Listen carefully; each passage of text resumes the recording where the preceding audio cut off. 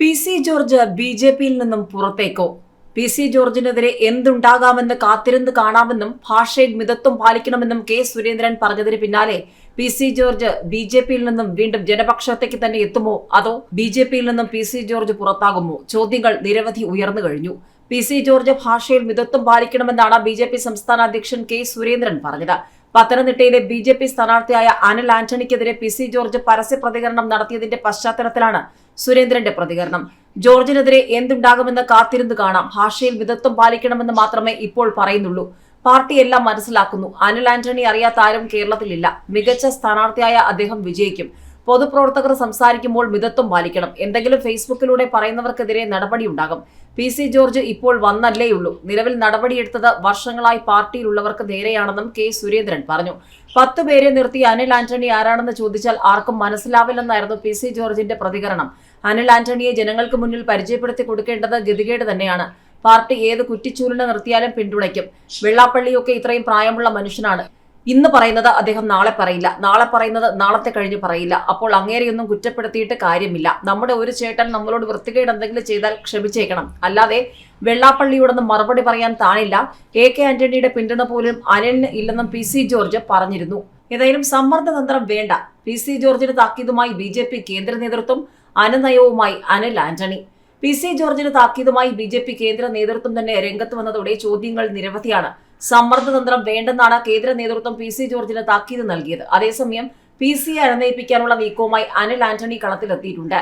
PC. ജോർജിനെ നേരിട്ട് കണ്ട പ്രശ്നങ്ങൾ പരിഹരിക്കും, സംസാരിക്കുമെന്നാണ് ഇപ്പോൾ ബി.ജെ.പി നേതാവ് അനിൽ ആന്റണി പറയുന്നത്.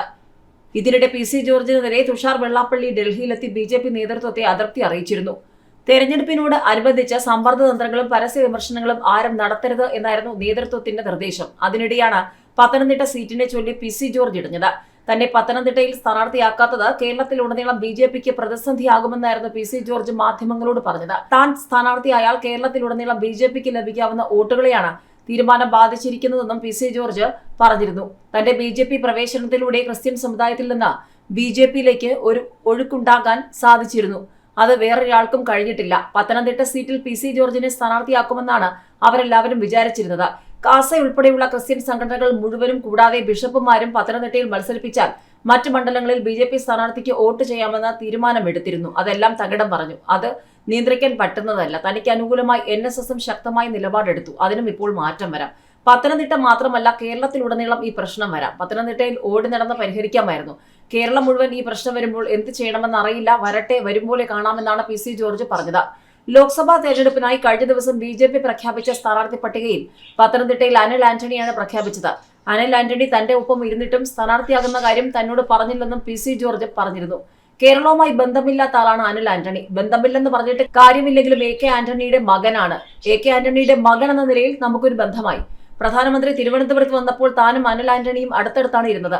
തങ്ങൾ സംസാരിച്ചിരുന്നു. പക്ഷെ അന്നൊന്നും സ്ഥാനാർത്ഥിയാകുമെന്ന് അനിൽ ആന്റണി പറഞ്ഞില്ല. അദ്ദേഹത്തിന് ഇഷ്ടപ്പെട്ട ഒരു സ്ഥലമായതുകൊണ്ടാണല്ലോ പത്തനംതിട്ടയിലേക്ക് വന്നത്.